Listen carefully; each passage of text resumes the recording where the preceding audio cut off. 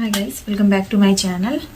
नमस्कार। आज हम लोग बात करेंगे सीटेट 2026 8 फरवरी की हिंदी की। तो जैसा कि मैंने हिंदी में एक टॉपिक लिखाया हुआ है कारक के बारे में।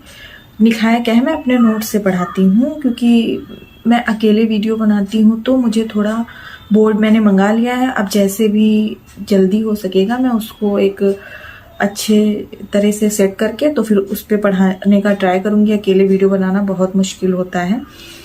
तो दोस्तों आइए आज हम लोग स्टार्ट करते हैं। मैंने हिंदी में एक टॉपिक पढ़ाया हुआ है कारक। जैसा कि मैंने बताया है कि सीटेट बहुत ज़्यादा व्याकरण नहीं पूछता है क्योंकि गद्य और पद्य आता है 15 नंबर का। उसमें से वो व्याकरण में बहुत उसी गद्य पद्य में से व्याकरण पूछी जाती है, एकदम माइनर सी, बहुत ज़्यादा मेजरली नहीं और डीप नहीं पूछी जाती है। जैसे उपसर्ग पूछ लिया, प्रत्यय पूछ लिया, या संधि पूछ लिया, या कारक पूछ लिया, या वचन पूछ लिया, एक वचन बहुवचन, कुछ भी पूछ सकता है। और वो चीज़ें हैं जो हम लोग बचपन में पढ़ते आ रहे हैं। वो व्याकरण हिंदी में जो हिंदी मीडियम वाले हैं उन्होंने तो बहुत अच्छे से पढ़ी है, इंग्लिश मीडियम वालों ने भी पढ़ी होगी। तो आज हम लोग शुरू करते हैं समास के बारे में।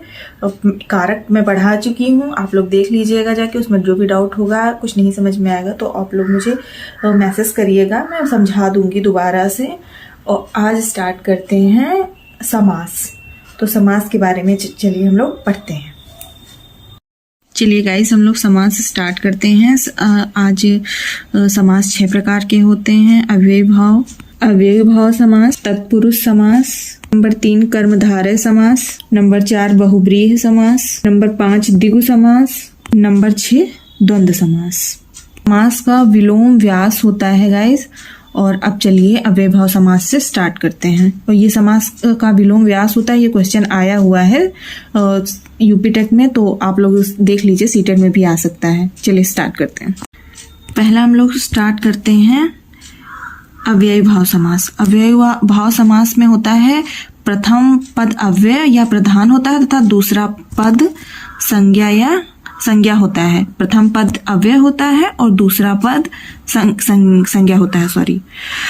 ट्रिक एक है अनु, प्रति, भर, यथा, हर, उप, आ, बड़ा आ आदि शब्द आते हैं। ट्रिक 2 है जब एक शब्द 2 बार आए, जैसे दिन दिन, बार बार आदि। और ट्रिक 3 है प्रथम पद में उपसर्ग लगा होता है तो वो अव्ययी भाव। यही ट्रिक सबसे अच्छी है जिसमें प्रथम पद में उपसर्ग लगा होता है, वही होते हैं अव्ययी भाव समास। प्रथम पद अव्यय तथा दूसरा पद संज्ञा। उदाहरण देख लेते हैं। जैसे प्रतिदिन का मतलब है प्रत्येक दिन, अनुकूल। ये देखिए इतने सारे एग्जाम्पल लिखाए हुए हैं, आप लोग इसका स्क्रीनशॉट भी ले सकते हैं। अनुरूप, भरपेट, ये सब उपसर्ग लगे हुए हैं। आजन्म, जन्म से लेकर बारंबार, बार बार, हाथों हाथ, हाथ हाथ, दिनानुदिन, दिन प्रतिदिन, और यथाशक्ति, शक्ति के जैसी। तो आप लोग स्क्रीनशॉट ले लीजिए। ये सब उदाहरण अव्ययी भाव समास के हैं। आगे बढ़ते हैं नंबर 2 पे, तत्पुरुष समास। और तत्पुरुष समास दूसरा पद प्रधान होता है। तत्पुरुष समास का दूसरा पद प्रधान होता है। और ट्रिक है इसमें कारक चिन्हों का लोप होता है। और ट्रिक 2 है दोनों को तोड़ने पर कारक चिन्ह मिलते हैं। ट्रिक 3 है कर्ता ने कर्म को करण से, कारक संप्रदान के लिए, अपादान से, संबंध, अधिकरण। तो ये ट्रिक 3 है। तत्पुरुष समास के 6 भेद होते हैं। तत्पुरुष समास के 6 भेद होते हैं। आप लोग सब ये यूपी टेट के हिसाब से इतना लेंदी जरूरी है, और बाकी तो बस समास के बारे में ही जानिए कि कितने होते हैं। और चलिए ठीक है, एक सरसरी तौर पर देख लेते हैं। तो तत्पुरुष समास के 6 भेद होते हैं। इसमें पहला है कर्म तत्पुरुष या द्वितीय पुरुष। जैसे कर्ता हटा हुआ है, कर्ता के बाद में कर्म आता है तो द्वितीय तत्पुरुष है ये। तो ट्रिक 1 है इसमें को का लोप होता है। एग्जाम्पल गगन चुंबी, गगन को चूमने वाला।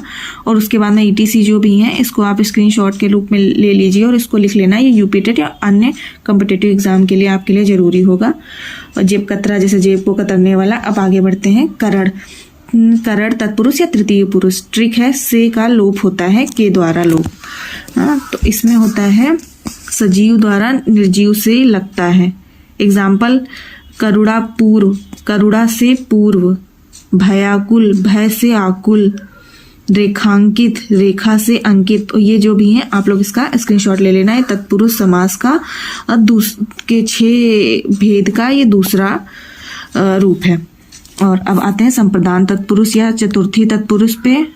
ट्रिक है के लिए शब्द का प्रयोग कारक से रिलेटेड है ये। एग्जाम्पल प्रयोगशाला, प्रयोग के लिए शाला। गौशाला, गाय के लिए शाला। परीक्षा भवन, परीक्षा के लिए भवन। नोट करके लिख लीजिएगा। घर के सभी पर्यायवाची से डाक गाड़ी, डाक के लिए गाड़ी। हथकड़ी, हाथ के लिए कड़ी। देशभक्ति, देश के लिए भक्ति, इटिशी। और चौथा है अपादान तत्पुरुष या पंचमी तत्पुरुष। ये इंपॉर्टेंट है यूपी टेट के हिसाब से, ये मैं पढ़ा रही हूँ, बाकी ये सीटेट के हिसाब से इतना इंपॉर्टेंट नहीं है, लेकिन आप लोग फिर भी नोट कर लीजिएगा, अदरवाइज स्किप भी कर सकते हैं, यूपी टेट में पढ़िएगा। एक ट्रिक से अलग होने के अर्थ में। एग्जाम्पल आकाशवाणी, आकाश से वाणी। धनहीन, धन से हीन। और ये जो भी है ये आप लोग स्क्रीनशॉट ले लीजिएगा। जलहीन, जल से हीन। और नोट इसमें हीन, भ्रष्ट, मुक्त, निकाला, च्युत आदि शब्द आते हैं। संबंध तत्पुरुष, षष्ठी पुरुष, ये 5वां है। ट्रिक इसमें का, के, की का लोप होता है। और एग्जाम्पल राजपुत्र, राजा का पुत्र। शिवालय, गृहस्वामी, राजाज्ञा, राजा की आज्ञा। पराधीन, दूसरों के अधीन। तो इसका भी आप लोग स्क्रीनशॉट ले लीजिएगा। आगे बढ़ते हैं 6 पे। अधिकरण तत्पुरुष, सप्तमी तत्पुरुष। ट्रिक में मैं, पर का लोप। एग्जाम्पल शोकामन, शोक में मन। आप बीती, आप पर बीती। पुरुषोत्तम, पुरुष में उत्तम। राजा राम, नहीं ये नहीं है, केवल वो मैंने ऐसे ही कह दिया। गृह प्रवेश, गृह में प्रवेश। और देशांतर, आप लोग इसका देख लीजिएगा, एक स्क्रीनशॉट भी ले सकते हैं। और अब बढ़ते हैं कर्मधारय समास की तरफ। समास का ये तीसरा भेद है कर्मधारय समास। दूसरा पद प्रधान होता है, ये आपके लिए इंपॉर्टेंट है सीटेट के हिसाब से। पूर्व तथा उत्तर पद में उपमान, उपमेय या विशेषण विशेष से अवश्य होते हैं। दूसरा पद प्रधान तथा उत्तर पद में उपमान, उपमेय या विशेषण विशेष से अवश्य होते हैं। चलिए ट्रिक देखते हैं। इसमें है जो, रूपी के समान आदि शब्द आते हैं। ट्रिक 2 है। इसमें कैसा है का उत्तर मिल जाए वहां कर्मधारय समास होता है। चलिए देखते हैं उदाहरण। चरण कमल, कमल के समान चरण। कनक लता, कनक सी लता। प्राण प्रिय, प्राणों से के समान प्रिय।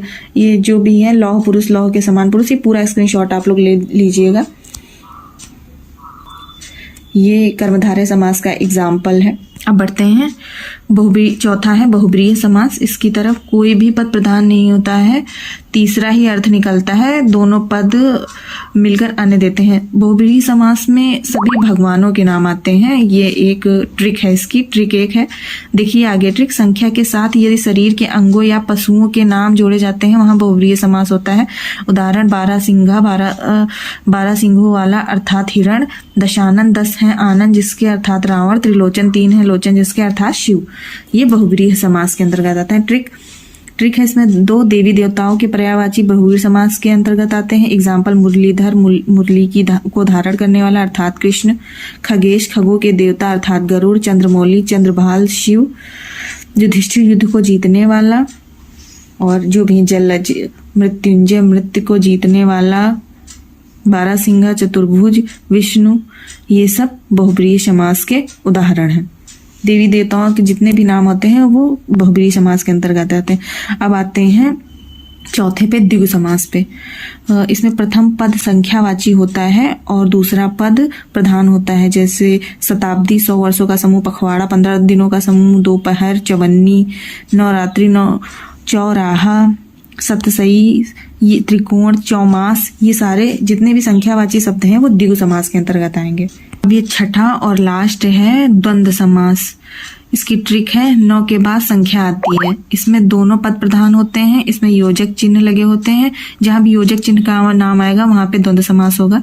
इसमें और, तथा, अथवा या एवं का लोप होता है। इसके 3 भेद होते हैं, इत्तेतर द्वंद्व, वैकल्पिक द्वंद्व और समाहार द्वंद्व। तो इनको नहीं पढ़ना है आपको सीटेट के हिसाब से। इसका एग्जाम्पल देख लेते हैं द्वंद्व समास का। ऊंच नीच, ऊंचा या नीचा। माता पिता, माता और पिता, देवासुर देव और असुर, धर्माधर धर्म और अधर्म, 25, 20 और 5। तो ये द्वंद्व समास होता है जिसमें योजक चिन्ह का प्रयोग होता है। तो आपको मेरा वीडियो अच्छा लगा हो तो मेरे चैनल को सब्सक्राइब कर लेना, मेरे वीडियो को लाइक कर लेना। मिलती हूँ नेक्स्ट वीडियो में, तब तक के लिए नमस्कार और टेक केयर। और समास 6 प्रकार के होते